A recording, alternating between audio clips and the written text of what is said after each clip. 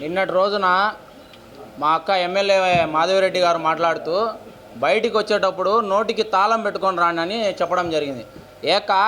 Media ముఖంగా నేను అడుగుతున్నాం, మేమేమన్నా ప్రజాస్వామ్యంలో ఉన్నామా లేకపోతే ఏడన్నా పాకిస్తాన్లో ఉన్నామా? మాకు అర్థం కావడంలే. మీరు మాట్లాడే మాటలేంది తాళం పెట్టుకొని రావాలన్నా? అసలు నిన్న జరిగిన మీటింగ్లో మీ పక్కన కూర్చునే వాళ్ళల్లో ఒకే సామాజిక వర్గాన్ని మీరు కూర్చోబెట్టుకున్నప్పుడే మీ గురించి అర్థమైపోయింది ప్రజలకి.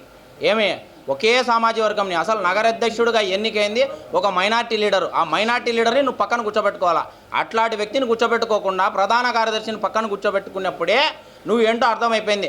కేవలం నువ్వు నీకు సంబంధించిన సామాజిక వర్గంనే ఎంకరేజ్ చేస్తున్నా పోతున్నావు.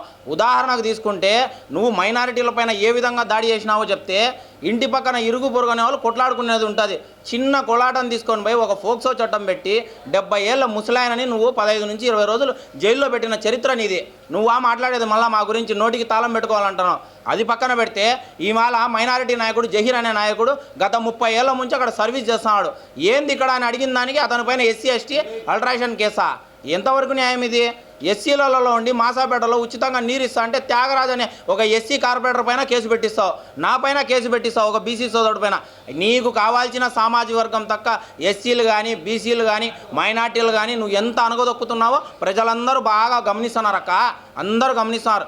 ఇంకొకటి, నువ్వు కడప నగరంలో ఇప్పటి వరకు నువ్వు వచ్చి దాదాపు 16 నుంచి 18 నెలలు అవుతుంది. 16 నుంచి 18 నెలల్లో నువ్వు చేసిన అభివృద్ధి ఏమైనా ఉందా అంటే నాకు తెలిసి అభివృద్ధి ఏమో పక్కన పెట్టు, అవినీతి అయితే ఫుల్ ఉంది. ఏందంటావా? మీ పార్టీ ఆఫీసే తీసుకున్న ఉదాహరణకు దాదాపు 2.5 ఎకరాలు, అది ఒక civil supplies godown.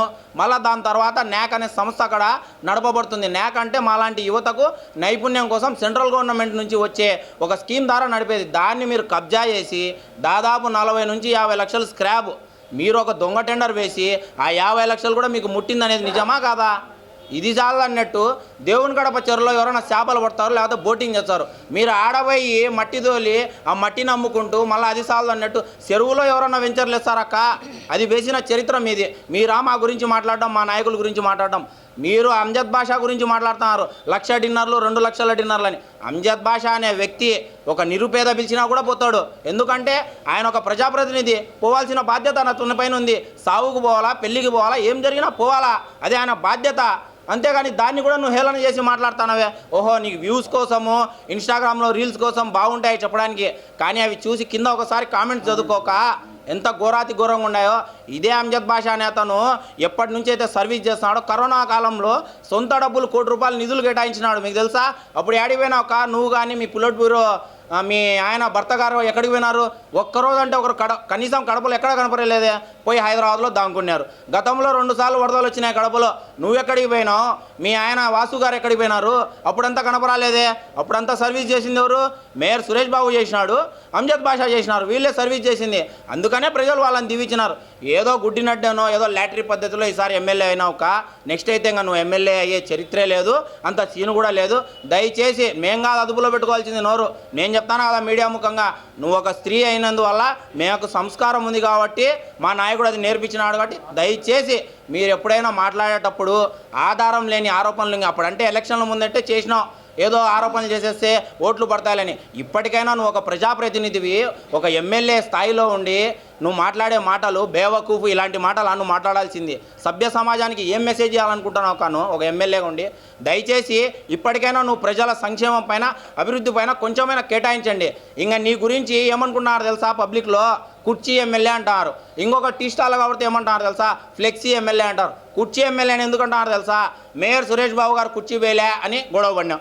Okay, August 15 నాడున స్వాతంత్ర దినోత్సవం జెండా ఆవిష్కరణ చేస్తారు. అసలు జెండా ఆవిష్కరణ అనేది మన పవిత్రమైనది.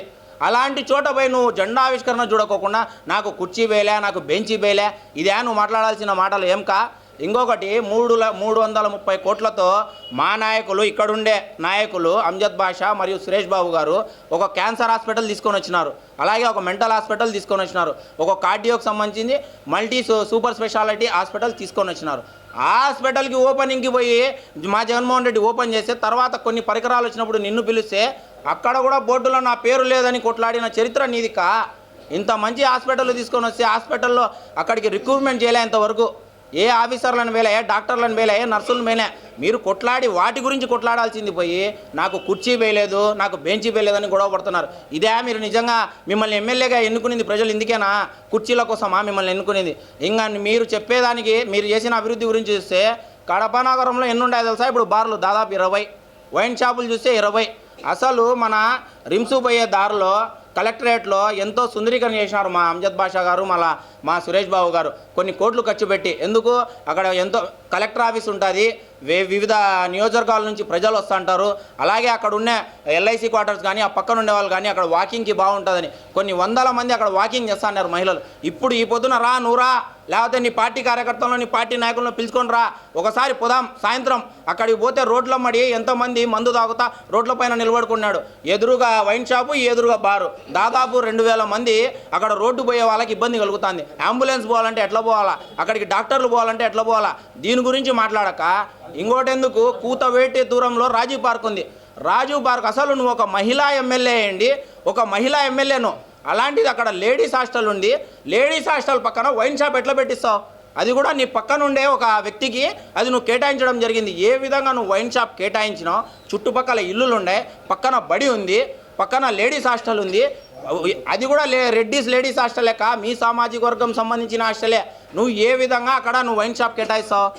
దానికి తోడు అక్కడ 100 మంది రోజు మందు తాగుతున్నారు, పొద్దునలే రాత్రిలే. అక్కడ అసలు రాజీవ్ పార్క్ని 9 కోట్లతో మా నాయకులు అంజద్ బాషా, మా నాయకులు సురేష్ బాబు గారు అభివృద్ధి చేసినారు. దేనికోసము? వాకర్ల కోసం మనకంటూ ఒక రాజీవ్ పార్క్ ఉండాలని చెప్పి. ఇదే మీ హయాంలో నిరుపయోగం పడి ఉండింది 2014 నుంచి 19లో. అప్పుడు చేసిండొచ్చు కదా. అప్పుడు కానీ ఇప్పుడు ఎందుకు అయింది? మా నాయకుల చొరవ వల్ల. అది గుర్తుపెట్టుకో. అలాంటి చోట కూడా నువ్వు ఇప్పుడు ఈ మహిళలు ఉండే చోట నువ్వు మందు దాపిస్తున్నావంటే ఇంకా నీకు ఏం సంస్కారం ఉందని మీడియా ముఖంగా నేను అడుగుతున్నా. నువ్వు నిజంగా నీకు చిత్తశుద్ధి ఉంటే, నిజంగా నీకు ప్రజలపైన ప్రేమ ఉంటే ఖచ్చితంగా నువ్వు రేపే వచ్చి అక్కడ ఉండే వైన్ షాపుని ఖచ్చితంగా ముయించాలి. అదేవిధంగా కలెక్టర్ ఆఫీస్ దగ్గర ఉండే బార్ని కూడా ఖచ్చితంగా ముయించాలి.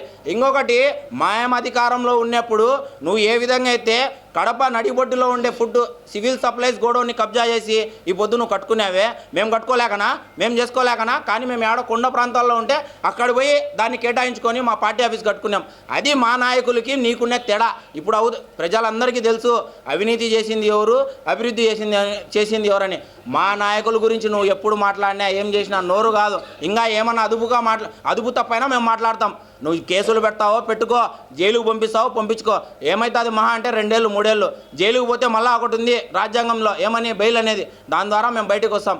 ఇంకొకటి, ఇప్పటి నుంచి మాకు సంబంధించిన అనుబంధ సంఘాలు కానీ, మా కార్పొరేటర్లు కానీ ప్రతి వైన్ షాప్ దగ్గర, ఎక్కడైతే నువ్వు చేసిన అరాచకాలు ఉంటాయి, అవినీతి ఉన్నాయి, అక్కడికి పోతాం. ప్రతిరోజు వాటిని ప్రజలకు వివరించే బాధ్యతను మేము తీసుకుంటామని ఈ మీడియా ముఖంగా తెలియజేస్తున్నాం.